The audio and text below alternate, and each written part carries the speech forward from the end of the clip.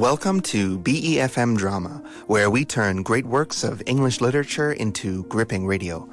I'm your host, Joshua Cornwell, and today we're bringing you part 1 in our 5-part adaptation of The Adventure of the Empty House, a classic Sherlock Holmes mystery by Sir Arthur Conan Doyle, and the first to feature the detective following his supposed death at the end of The Final Problem.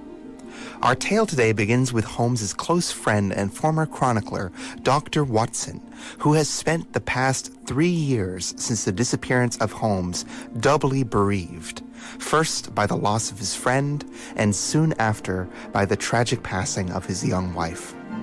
As we return to the world of Victorian London, we find Watson puzzling over a seemingly inexplicable murder that has fascinated the city, and wishing that his old friend Sherlock Holmes was still there to help.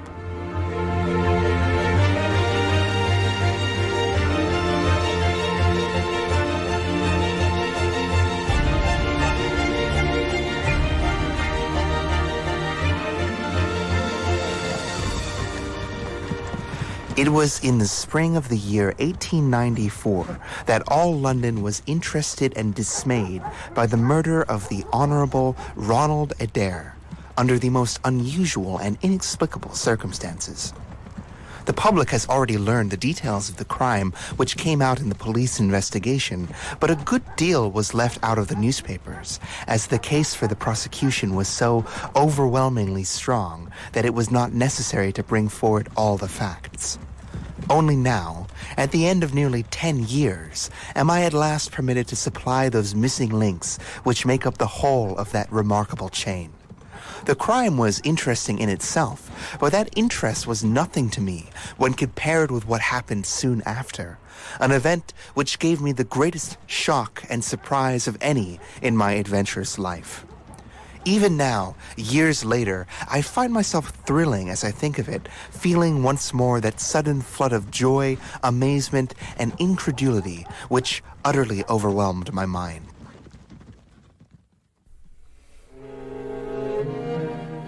My close relationship with Sherlock Holmes had interested me deeply in crime. After his disappearance, I never failed to follow with care the various criminal problems which came before the public. And I even attempted, more than once, for my own private satisfaction, to use Holmes's methods in their solution, although without much success. There was none, however, which appealed to me like the tragedy of Ronald Adair. As I read the evidence of the inquest, which led up to a verdict of willful murder by some person or persons unknown, I felt more clearly than ever the loss the community had suffered through the death of Sherlock Holmes. There were details about this strange case which I knew would have appealed to him. All day, as I went about my rounds, I turned the case over in my mind and found no explanation. At the risk of telling a twice-told tale, I will review the facts as they were known to the public at the conclusion of the inquest.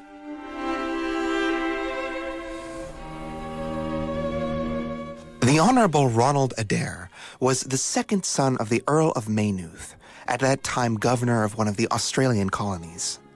Adair's mother had returned from Australia to undergo an operation, and she stayed at 427 Park Lane with her son, Ronald, and daughter, Hilda.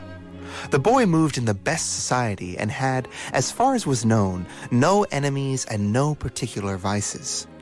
He had been engaged to Miss Edith Woodley of Carstairs, but the engagement had been broken off by mutual consent some months before, and there was no sign that it had left any bad feeling behind it. Otherwise, the man's life moved in a narrow and conventional circle, for his habits were quiet and his nature unemotional. Yet it was upon this easy-going young aristocrat that death came, in most strange and unexpected form, between the hours of 10 and 11:30 on the night of March 30th, 1894. Ronald Adair was fond of cards and played constantly, but never for stakes that would hurt him. He was a member of the Baldwin, the Cavendish, and the Bagatelle card clubs. It was shown that, after dinner on the day of his death, he had played whist at the Bagatelle Club. The evidence of those who had played with him, Mr. Murray, Sir John Hardy, and Colonel Moran, showed that there was a fairly equal fall of cards. Adair might have lost £5, but no more. His fortune was considerable, and such a loss could not in any way affect him. He had played nearly every day at one club or another, but he was a cautious player, and usually a winner. It came out in evidence that, in partnership with Colonel Moran, he had actually won as much as £420 in a single sitting some weeks before from Godfrey Milner and Lord Balmoral. On the evening of his death, he returned from the club exactly at 10. His mother and sister were out spending the evening with a relative. The servant stated that she heard him enter the room on the second floor he generally used as his sitting room. She had lit a fire there and had opened the window to air out some smoke. No sound was heard from the sitting room until 11:30, the hour of the return of Lady Maynooth and her daughter. Wishing to say goodnight, she attempted to enter her son's room. The door was locked from the inside, and there was no answer to her knocking. Servants were called and the door forced open. The unfortunate young man was found lying near the table. His head had been horribly mutilated by an expanding revolver bullet, but no weapon of any sort was found in the room. On the table lay 2 banknotes for £10 each and another £17 in silver and gold coins, the money arranged in little piles of varying amounts. There was also a sheet of paper covered in numbers with the names of some club friends opposite them, from which it was guessed that before his death he was trying to work out his losses or winnings at cards. A careful examination of the circumstances only made the case more complex. No reason could be given for why the young man should have locked the door from the inside. There was the possibility that the murderer had done this and had afterwards escaped by the window. The drop was at least 20 feet, however, and a flower bed in full bloom lay at the bottom of it. Neither the flowers nor the earth showed any sign of having been disturbed, nor were there any marks on the narrow strip of grass which separated the house from the road. Therefore, it was apparently the young man himself who had fastened the door. But how did he come to his death? No one could have climbed up to the window without leaving some traces. Perhaps a man had fired through the window, but he would have to be a remarkable shot to inflict so deadly a wound with a revolver at that range. And Park Lane is a busy street. There is a cab stand within 100 yards of the house, but no one heard a shot. And yet, there was the dead man, and there was the revolver bullet, which had mushroomed out, as soft-nosed bullets often do, and inflicted a wound that must have been instantaneously fatal. Such were the circumstances of the Park Lane mystery, which were further complicated by the entire absence of motive, since, as I have said, young Adair was not known to have any enemies, and no attempt had been made to remove the money or valuables from the room.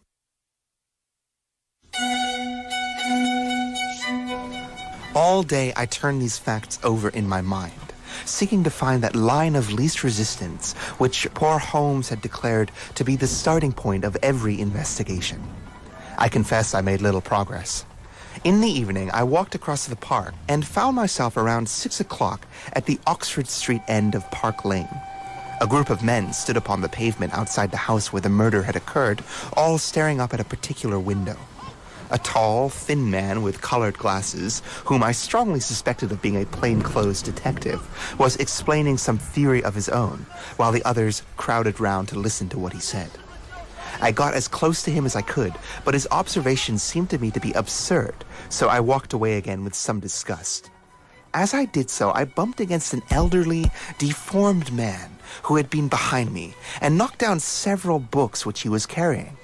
I tried to apologize for the accident, but it was clear that the books which I had so unfortunately mistreated were very precious objects in the eyes of their owner. With a snarl of contempt, he turned upon his heel, and I saw his curved back and white side whiskers disappear among the crowd.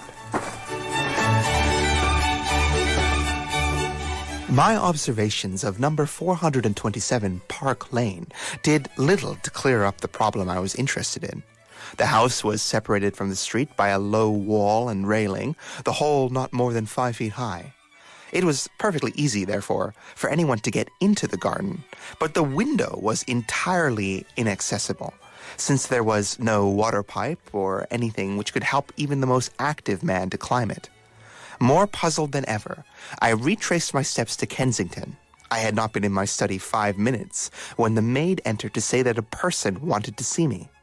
To my astonishment, it was none other than that strange old book collector, his sharp, wizened face peering out from a frame of white hair, and his precious books, a dozen of them at least, wedged under his arm.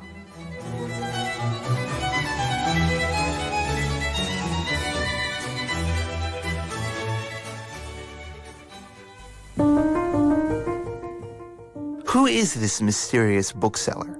How might he know our narrator, Dr. John Watson? And does he have any connection with the mysterious murder of the Honorable Ronald Adair at the house on Park Lane? Find out tomorrow evening in the next episode in our adaptation of The Adventure of the Empty House here on BeFM Drama.